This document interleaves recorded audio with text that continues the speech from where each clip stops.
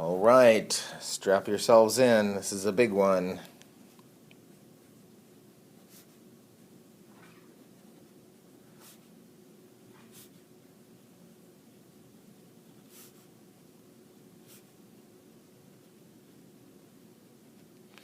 Newton's laws. I bet you've heard of them before. You've heard of Newton, the guy who invented the fruit-filled little cookie thing. Just kidding. He didn't invent the fig Newton. I don't think that has anything to do with him. So this is Sir Isaac, who in his spare time also invented or discovered calculus, depending on your philosophical musings about that. So what about these laws of motion? There are 3 of them, and I think that every physical science student, whenever you take that class, that you have run into these before. There's some good things and some bad things about what you have learned about them before. Well, it's good that you're familiar with them, I think, probably. But there are some bad sound bites out there in the world that go along with these. So we're going to try to set all that straight. So number 1 is sometimes called the law of inertia.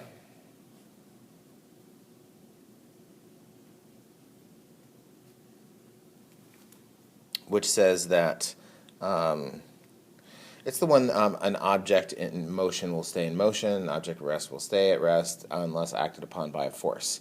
That's the little soundbite that's out there. It's not entirely correct. It has to be, to change the motion of an object, it has to be acted upon by an unbalanced force. Like just a force acting on something. Like, look, there's a protractor. An object at rest will stay at rest unless acted upon by a force. Ha. So I will push on it down like this. Wait a minute. Its motion isn't changing. What happened? Well, what's happening is the little platform that this is on, my little recording studio, is strong enough to support it. So if I push down, the normal force increases because this is structurally sound enough to do that. So the key is unbalanced force. So here's a way of saying it. Lots of ways you could paraphrase this.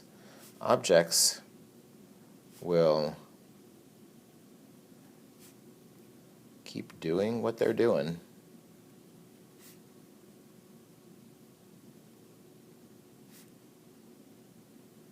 which is to say if something's already moving, it's going to keep moving with the same velocity, in other words, same magnitude and direction. And if it's at rest, it's going to keep being at rest. Objects will keep doing what they're doing unless, or until, if you want, I suppose it could never happen, maybe unless is better, unless acted upon by some unbalanced force. Just because there's a force doesn't mean that anything is going to change. There has to be an unbalanced force. That's what that scribble says, unbalanced. All right. And the tendency of an object, like how much it wants to keep doing what it's doing, we call that the object's inertia. So, like, what kind of objects really don't want to change what they're doing, and what kind of objects don't mind as much and will respond with a bigger change of motion with not too much unbalanced force? Well, this is precisely what we call mass. So I'm just going to add here that inertia is mass. How much an object doesn't want to change what it's doing is precisely what we are quantifying when we talk about the mass of an object. If you have something that has a mass of 1,000 kilograms, that thing doesn't really want to change what it's doing very much. You apply some force to it, well, you might get, if you have enough unbalanced force, you're going to get it to respond. Well, any unbalanced force would get it to respond, but it's not going to respond to that much. And likewise, things with very small amount of inertia, or in a very small amount of mass, will respond more to that same amount of unbalanced force. Number 2 is just a way of quantifying that. Number 2 is the one of these Newton's laws that is typically given in equation form. So if you take the sum of all of the forces, and of course forces are vectors, they have magnitudes and directions, the sum of all the forces acting on something, that's equal to the mass of that object times its acceleration. And notice that that means this is a vector here times a scalar, so multiplying this vector times mass does not change its direction. And of course, if you add together a whole bunch of force vectors, that has a direction. So the direction of the net force and the direction of the acceleration must be the same. No exceptions to that. So sum of all forces is equal to mass times acceleration. The bad soundbite with this is just sometimes people just say force equals mass times acceleration. Exactly the same problem here. That's not true. It's the unbalanced force. Like what after you add all the forces up and maybe some things cancel out, if there's anything left over that hasn't canceled out, then that's the thing that's equal to mass times acceleration. So right now, maybe you're sitting at your desk. There's a whole bunch of forces acting on you. But I'm guessing that the forces on you are balanced, that you are not accelerating anywhere, that your inertia is winning. All right. And then the third is the equal opposite.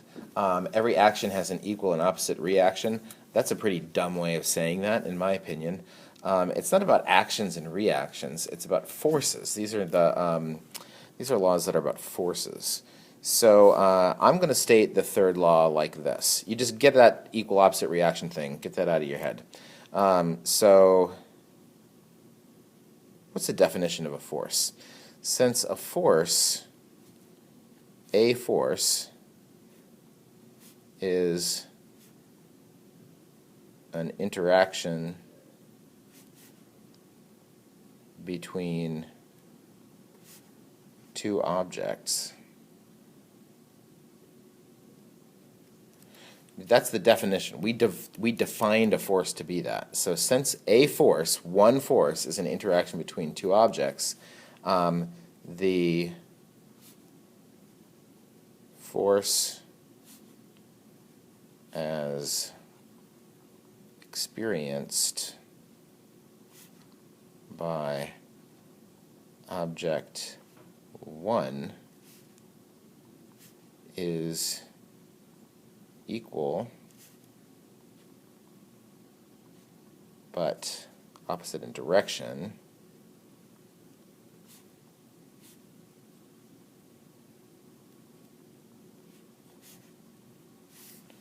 to the force as experienced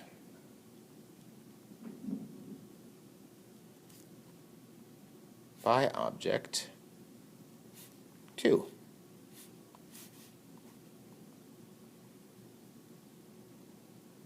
Because there's only one force.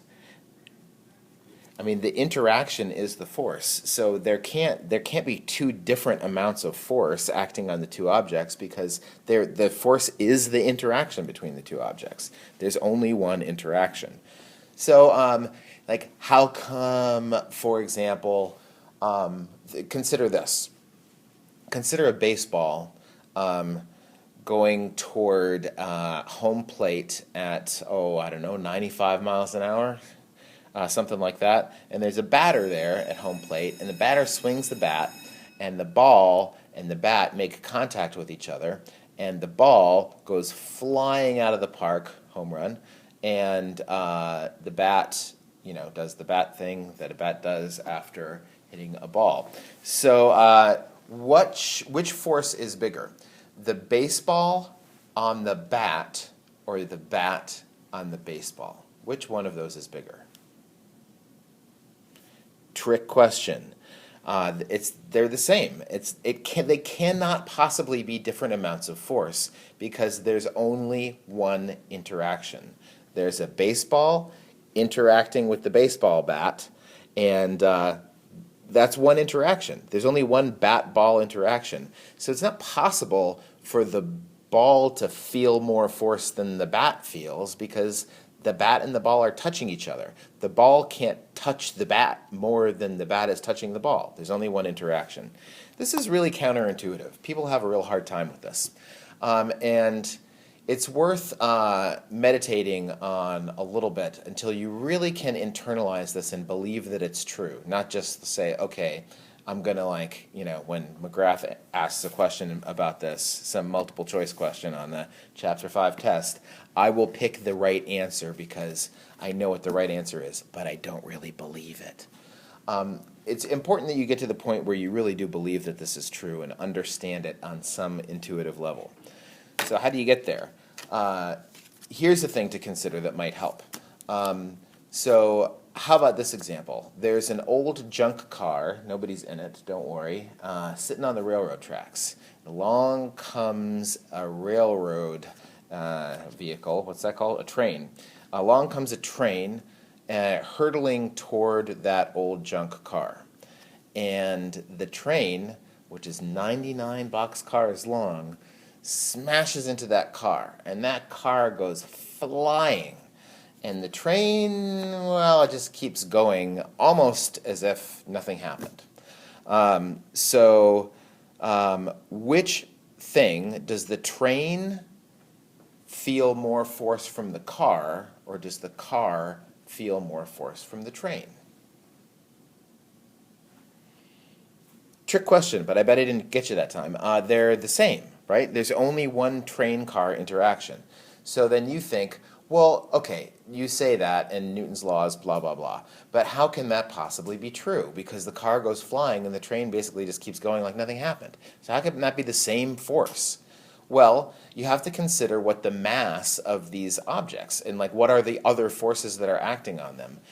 What other forces are acting on the car? Well, there's no force, particularly keeping it on the tracks. There's nothing pushing it in the direction of the train. It's just sitting there. There's some gravity on the car. There's a support force from the ground, the tracks. So if you're going to make a force diagram, you'd have this normal force and the gravitational force, and that's it. That's what's going on with the car. And then the train could be cruising along at a constant velocity, so the forces on it are balanced too. But the train has an enormous amount of mass. So when all of a sudden there's this force of train on the car, then that is a huge amount of unbalanced force on a relatively, compared to the train, a relatively small amount of mass. So you have this force of train, that's the unbalanced force, is equal to the mass of the car times its acceleration, right? So how much does the motion of the car change? Well, it's that force divided by the inertia, or the mass of the car. Now how about the train? Train's cruising along here at a constant velocity. Of course, this is much bigger. Maybe I should exaggerate that. All right, and there's the support force, the tracks on the train. It's cruising along at a constant velocity. There's probably a little bit of forward force from the friction between the wheels and the track. But we'll say, let's just say the engineer has cut off the engine and no brakes are being applied. So it's just kind of rolling along more or less at a constant velocity, kind of like a bowling ball through the no-touch zone, right? And then it smashes into that car. So there's a car force on the train in this direction, right? The car pushes on the train backwards. And it's exactly the same magnitude as this, not by some kind of physics luck or something, but because it's the same force. There's only one train-car interaction. So I would say this is like the FC. This is like train on car, and this is like a car on train, but these are the same force. It's just the experience of the two different objects that are involved in that interaction. So here, we've got the same amount of unbalanced force on the train. That's equal to the mass of the train times the acceleration of the train. So how much acceleration does the train? How much change in motion does the train experience? Well, it's that same amount of force, but it's divided by a very, very, very large number compared to the mass of the car. So how much change in motion does the train experience? Not much. Maybe not even hardly noticeable. So there you go. That's what's going on with that. Plenty of opportunities there will be to think about that some more. Now, I'm going to just tell you about a few particular forces. We are going to encounter a lot in this chapter. I think friction doesn't happen until the next chapter, I believe. That's going to be our big thing in chapter 6. And I think the ones that we need to know about right now for the purposes of making force diagrams and solving problems, we have the ubiquitous, at least around here, force of gravity, which is equal to something's mass times the gravitational constant. Well, maybe a little bit more about that in a second. And, of course, the direction of this is down, right? So down toward the center of the Earth. You could say that it's negative if you have defined up to be positive, that sort of thing. And then there's the support force, or the normal force, which we don't know what that's equal to. It's often equal to mg, but it doesn't have to be. It can exist in other situations. But the normal is the sense of the word normal that means perpendicular. Perpendicular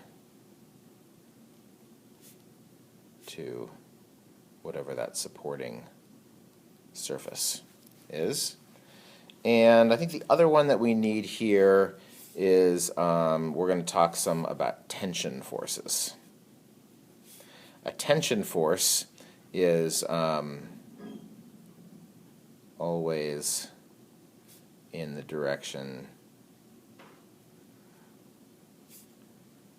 of the, it could be a rope, a string, a cable, etc. So you can't, in other words, you can't have a rope pulling, like a rope that looks like this, for example, and you can't have the rope like pull in this direction. It can only, that tension force can only be in the direction of the actual rope or string or whatever it is. All right, I think that that's all you need to know. So the problems that you're going to try here, the first ones are going to be mostly about dealing with forces as vectors and adding them up, and then once you know what that sum is, then you can apply Newton's second law. I think that's where we're going to be starting out. And just a reminder that you can always use the videos of the solutions for these as a support, sort of an interactive support, and do the homework with that video right there. Of course, you don't want to watch the whole video before you try the problems, but you can kind of interact, go back and forth. If you get stuck, fire up the video. As soon as the second you get unstuck, even if it's like in the middle of a sentence, then pause that video and try to take over. And we can do the homework together like that. It'll be fun. All right, Newton's laws, big stuff.